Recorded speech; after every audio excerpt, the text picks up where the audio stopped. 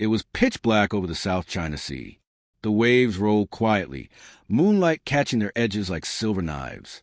Beneath that calm surface, a predator lurked, silent, unseen, and waiting. Her crew called her the Tang. To the Japanese Navy, she was a ghost that struck from nowhere and vanished without a trace. By the end of her short but thunderous career, the USS Tang would become the most successful American submarine of World War II and meet one of the most tragic, unbelievable ends in naval history. The story of the Tang begins not in the ocean, but in the feverish workshops of Mare Island Navy Yard, California. It was 1943, and America had learned, often painfully, how dangerous and effective Japan's submarines and destroyers could be. The U.S. Navy needed a hunter that could outthink, outshoot, and outmaneuver anything afloat. The answer came in the form of the Belau-class submarine, sleek, deadly, and built for endurance. And among them, hull number 306, USS Tang, would soon stand apart. Launched in August 1943, Tang was commanded by a young but relentless officer, Lieutenant Commander Richard Hetherington O'Kane. He wasn't just another skipper. O'Kane had already served under one of the Navy's greatest submarine captains, Dudley Mush Morton of the USS Wahoo. Under Morton, O'Kane learned the art of aggressive submarine warfare, the kind that didn't just wait for targets, but hunted them down. Now, Tang would be his own experiment, his own weapon, and he intended to push her and himself to the limit. By 1944, the Pacific War had reached a brutal rhythm. Japan's empire stretched thin, its supply lines strained. Tankers carried oil from the Dutch East Indies.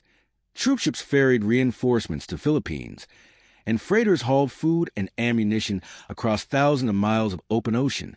Every single one was a target. Submarines like the Tang were America's silent blockade, choking Japan's lifeline one torpedo at a time. But hunting ships in wartime seas was nothing like the movies. The Pacific was vast, empty, and hostile.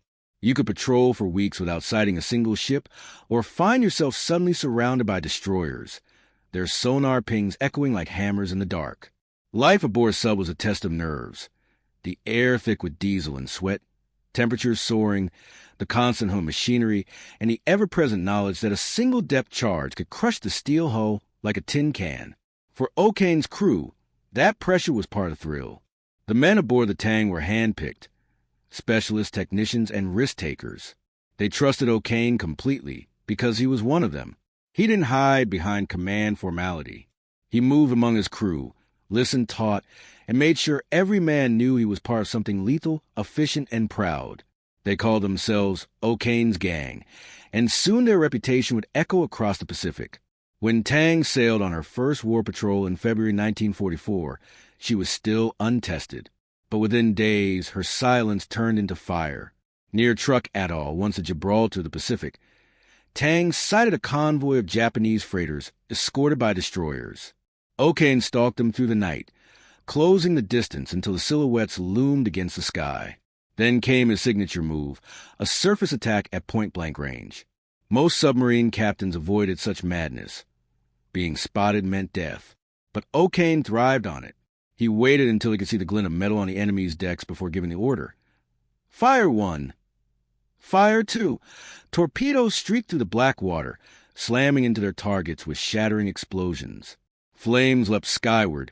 Searchlights swept wildly, and before the Japanese could react, Tang was already gone, vanished into the waves. That was only the beginning. Over the next months, Tang's kill list grew longer and more daring. Her tactics were revolutionary: silent running, tight maneuvering, and near-suicidal attacks that seemed impossible. O'Kane didn't rely on luck. He studied his prey like a chess player, predicting how Japanese convoys moved, how captains zigzagged, when escorts would peel off. He often approached at night, running on the surface to match the convoy's speed, using only the faint horizon glow to stay hidden. Then, when the perfect moment came, he'd strike with surgical precision, 2 torpedoes per target, minimum waste, maximum destruction. By mid-1944, whispers spread to the Japanese Navy. A submarine they couldn't detect, one that attacked from within their formations and disappeared like a phantom. Some began calling her the Ghost Sub. To the Americans, she was a legend in the making, but the seas she hunted were changing. The Japanese were adapting, deploying more sonar-equipped escorts, air patrols, and even decoy ships to trap submarines. Every patrol became more dangerous than the last. And yet, Tang kept returning to Pearl Harbor with fresh victory pennants flying. Convoys destroyed, tankers sunk, warships crippled. Each time, her crew stood at attention on deck as the bass band played. But behind those cheers was exhaustion, and the creeping sense that this couldn't last forever. O'Kane himself seemed aware of it. His reports grew sharper, almost prophetic. He wrote, "There's always the one torpedo, the one run, that would decide everything." He pushed his men harder, drilled them endlessly, obsessed over perfect shots and escape maneuvers. To him, the ocean was both enemy and ally, unpredictable, unforgiving, but the only place he truly belonged. When Tang sailed for her 5th patrol in September 1944, no one aboard knew it would be her last. They had already sunk 24 enemy ships, more than any other American submarine in such a short career. Their confidence was sky high, and so was their luck. But luck, as every submariner knows, is a fragile thing. The mission would take them deep into the Taiwan Strait, one of the most heavily guarded shipping lanes left of Japan. It was a final sweep before the planned invasion of the Philippines. If Tang could cut off reinforcements there, she could cripple Japan's last chance to resist. It was a kind of challenge O'Kane couldn't resist. As she slipped beneath the surface one last time, the men didn't know they were sailing into history and tragedy. What followed would be one of the most unbelievable, haunting tales in all of naval warfare. When the Hunter became a hunted, and the deadliest submarine in the Pacific met her fate not at the hands of the enemy, but from her own weapon. The Tang prowled the Taiwan Strait under a moonless sky. The water was calm, deceptively calm, the kind of night submariners loved, black, silent, and thick with tension. Radar screens glowed faintly in the control room. The sonar man's headset crackled. Then came the sound they were waiting for. Faint propeller beats in the distance. A convoy, big, moving fast. O'Kane's eyes narrowed. "Battle stations," he said quietly. The men moved with calm precision. They'd done this dozens of times before, but everyone could feel it. This one was different. The tension had weight. The sonar bearings grew louder. Merchant ships, probably loaded with supplies for Japanese troops in the Philippines. And at least 3 escorts, destroyer types, fast and deadly. O'Kane decided to attack on the surface. It was madness, but it was also his genius. On the surface, Tang could run at full speed, faster than submerged Japanese escorts. Her silhouette blended into the night. Her torpedo crews were the best in the Pacific. Every man knew his role. At 1:30 a.m., Tang closed within 900 yards of the convoy, so close they could see the black shapes of the ships against the stars. Fire 1, fire 2. The torpedoes hissed from their tubes, slicing through the dark water. Moments later, the sea erupted in flame. 2 tankers exploded, their decks vanishing in orange infernos. The shock wave rolled over Tang, rattling her hull. O'Kane ordered a hard turn, then another attack. The submarine weaved between ships, torpedoes striking left and right. In less than 20 minutes, 5 enemy ships were burning. Searchlights swept the sea wildly. Depth charges fell blindly, and amid the chaos, Tang slipped beneath the waves. When dawn came, smoke still stained the horizon. O'Kane logged the kills, but even he seemed unsettled by the scale. 5 ships, he wrote, all within the span of minutes. He knew such luck couldn't last forever. The ocean always demanded payment. 2 nights later, the Tang found another convoy. Smaller, slower, but guarded. O'Kane, ever relentless, moved in. Again he fired. 2 ships went down. One tried to ram him. He dove deep, evading by inches, and still he returned for another strike. The crew whispered that Tang had become unstoppable. She was death in the water. But O'Kane noticed something strange. Several of the torpedoes were running erratically. It wasn't the first time. American submarines had long struggled with faulty torpedo designs. Sometimes they ran too deep. Sometimes they failed to detonate. And worst of all, sometimes they turned back. It was rare, but it happened. O'Kane knew the risk. He'd seen what a rogue torpedo could do. Still, he had faith in his crew and in his boat. By late October 1944, Tang had sunk 13 ships on this patrol alone. The Japanese were in shock. Convoys rerouted, escorts deployed, but Tang still found them. It was as if she could smell them. O'Kane had developed a tactic the enemy never expected. Instead of attacking from the flanks, he cut through the center of a convoy, firing both forward and aft torpedoes as he sped through. Chaos followed every time. Japanese sailors later said they never even saw her, just explosions from every direction, as if the sea itself had turned against them. What made Tang truly terrified was her precision. Out of 24 torpedoes fired on that patrol, 19 hit their targets, an almost impossible success rate. O'Kane had refined his attacks into pure mathematics: distance, speed, bearing, timing. Every move calculated, every shot executed like clockwork. His crew followed him with blind faith. They called him the skipper, never just sir. To them, O'Kane wasn't just a commander. He was a legend in real time. But legends, as history shows, often end abruptly. On the night of October 24th, 1944, Tang encountered a large Japanese transport convoy near the coast of China. The seas were calm. Visibility was poor, perfect for an ambush. O'Kane ordered his final attack of the patrol. 10 torpedoes fired. 9 hit. Explosions rolled across the water. Ships were sinking. The Japanese formation broke apart. Then, O'Kane decided to use his last torpedo. He lined up one final shot on a burning transport still afloat. The range was close, too close, just over 800 yards. Fire 10, he ordered. The torpedo left the tube, and something went wrong. The weapon curved sharply to the left. Sonar picked it up, turning, circling back. O'Kane's voice cut through the control room. Hard right rudder, all ahead full. The men braced, hearts pounding. The seconds stretched into eternity. Somewhere out there in the black water, their own torpedo was coming straight for them. At 2:30 a.m., the torpedo struck Tang's stern. The explosion tore through the submarine. The control room filled with smoke and fire. Men were thrown against the walls. Lights went out. The sub lurched, its aft compartments flooding instantly. She began to sink, fast. Those still conscious scrambled to seal hatches to stop the flood. But it was hopeless. Of 87 men aboard, only 9 escaped to the surface. 5 of them, including O'Kane, had been blown clear of the submarine as she sank. The rest were trapped. The survivors clung to floating debris, oil slick covering their faces. And then, in the flickering glow of burning wreckage, they saw something that froze their blood. Japanese patrol boats approaching. They were captured. For weeks, they were interrogated and beaten. O'Kane refused to give up any classified information. It was only months later, in a Japanese prison camp, that he learned the full truth.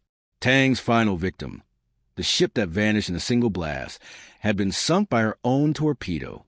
The ocean had claimed her with the very weapon that made her feared. Still, Tang's record was unmatched. Across 5 patrols, she sank 33 ships totaling over 116,000 tons. More than any other U.S. submarine in World War II. She had changed the way undersea warfare was fought, proving that aggression, speed, and daring could turn a small crew of men into the deadliest force on the ocean. Years later, O'Kane would receive the Medal of Honor. His citation described conspicuous gallantry and intrepidity, words that barely captured the raw courage of those nights in the Strait. He never forgot his crew. Every speech, every interview, he spoke of them first. The men who followed him into the dark, who turned cold steel and silence into an unstoppable ghost. Few people know this, but Tang's legacy also changed submarine design itself. Her loss led engineers to finally fix the Mark 18 torpedo's control flaws, the same weapon that doomed her. Newer subs learned from her tactics. Surface speed attacks, night engagements, and precision targeting became standard doctrines in the U.S. Navy. In a way, Tang didn't just sink ships. She rewrote the future of submarine warfare. Even today, her story haunts the deep. In 2006, researchers identified her wreck off the coast of Taiwan. She lies in 180 feet of water, split in two, her bow still pointing toward the surface. Divers say it's eerily intact. The control dial's frozen. The periscope still extended, as if waiting for the next convoy to appear. The Japanese sailors who survived her attacks used to whisper that Tang wasn't a machine at all, that she was a spirit of vengeance. They said no one ever saw her coming, that she struck without warning and disappeared into the Black Sea like a ghost. Maybe, in some strange way, they were right, because even in death, Tang never really left the Pacific. The morning after the explosion, the sea was quiet again. No thunder of guns, no rumble of engines, just the softest of waves rolling over oil-slicked water. Bits of wood, life jackets, and twisted metal floated where the Tang had gone down. The ocean had swallowed her whole in less than 2 minutes. 5 men, oil-stained half-conscious, clung to the wreckage. Among them, Commander Richard O'Kane. The impact had thrown him clear of the conning tower, and he'd surfaced gasping in the dark, unsure if he was alive or dreaming. All around him, faint cries echoed across the sea. Some lasted seconds. Others were gone in moments. Then there was only silence. O'Kane gathered whoever he could find. The water was freezing black and slick with fuel. The smell of burning ships still hung in the air. Somewhere nearby, one of their own torpedoes drifted, unexploded, a cruel reminder of what had happened. He looked toward the horizon and saw the faint shapes of Japanese patrol boats closing in. He knew they wouldn't be rescued. Hours later, they were pulled aboard by enemy sailors, men who had seen their convoy destroyed by these same Americans only hours before. There was no mercy in their eyes. The prisoners were beaten, stripped, and bound. O'Kane said nothing. He only looked back at the sea, the place where 80-odd men, his brothers, now rested forever beneath the waves. The survivors were taken to a prison camp in Japan. The journey itself was a nightmare, locked in the hold of a transport ship, barely fed, surrounded by stench and despair. Every man knew they might never see home again. Yet O'Kane refused to let them break. He whispered encouragement through the darkness. He kept them focused, kept them human. "We are Tang's crew," he would remind them, "and we'll hold that title no matter what they do to us." Months passed. The war turned. American bombers began pounding Japanese cities. The guards grew crueler. Interrogations became torture. But Tang's men endured. They shared stories of the sea, their first patrol, their best shots, their jokes in the mess hall. In that hellish place, the memory of their submarine was their anchor, their lifeline. When Japan finally surrendered in August 1945, O'Kane was liberated from the camp. He was thin, scarred, and haunted, but alive. The Navy welcomed him home as a hero, yet he didn't see himself that way. To him, the heroes were the men still lying somewhere in the strait, the crew that made Tang what she was. In 1946, at a quiet ceremony in Washington, D.C., O'Kane received the Medal of Honor from President Truman. He stood tall in his uniform, the medal glinting under the lights. When reporters asked him how it felt, he simply said, "It belongs to my men." He never claimed Tang's success as his own. Every patrol, every shot, every victory, it had always been a team effort. Even after the war, O'Kane stayed in the Navy. He trained new submarine captains, teaching them what the Pacific had taught him: patience, precision, and courage under fire. He warned them that technology could fail, that luck could vanish, but a commander's duty never did. He would sometimes tell them, "Remember, the ocean always takes her due. Respect her, and maybe she'll let you go home." The Tang story spread across the Navy. Young submariners memorized her name.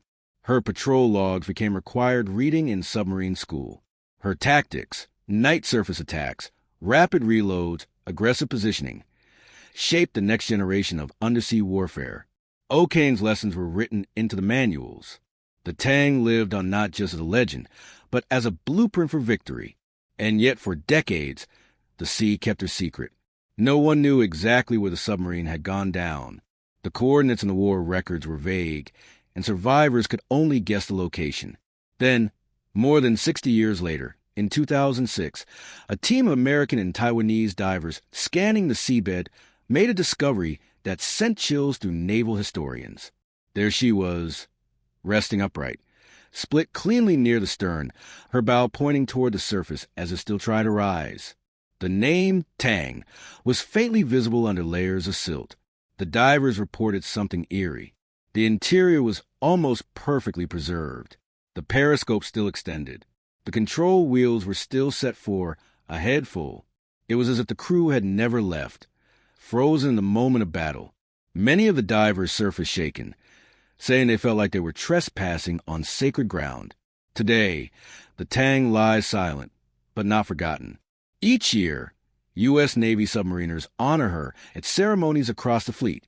Her battle flag, with 33 sinking symbols, is displayed at the Submarine Force Museum in Groton, Connecticut.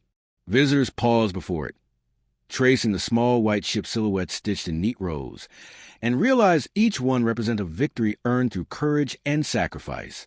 What makes the Tang story endure isn't just her kill record. It's the human spirit behind it. 87 men who went into the unknown, who faced depth charges, fire, and fear, yet kept fighting until the very end. They didn't see themselves as heroes. They were professionals, doing their job with quiet determination, one patrol at a time. O'Kane would later write, "A submarine soul is not in her steel, but in her men." And perhaps that's the real truth, because while Tang's hull lies rusting on the ocean floor, her spirit lives on, in every submarine that sails today, in every crew that trusts each other in the dark, and in every silent moment before a torpedo is fired. There's a chilling detail few people know.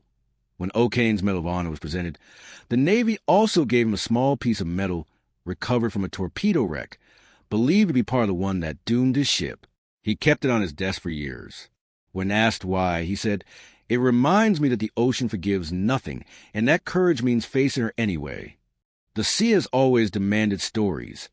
Stories of triumph, tragedy, and the thin line between the two. The USS Tang sits at the very edge of that line. She was a hunter who became the hunted, the ghost who vanished by her own hand, and the submarine that redefined what it meant to fight beneath the waves. If you stand on the cliffs of Taiwan on a calm night, when the moonlight touches the sea just right, fishermen say you can sometimes see bubbles rising far out on the water, faint, rhythmic, almost like breath. They say it's the Tang, still patrolling, still guarding the Pacific she once ruled. Maybe that's just legend. But legends, after all, are born from truth. The truth that a crew of 87 men once went to war in silence, beneath the sea, and became immortal.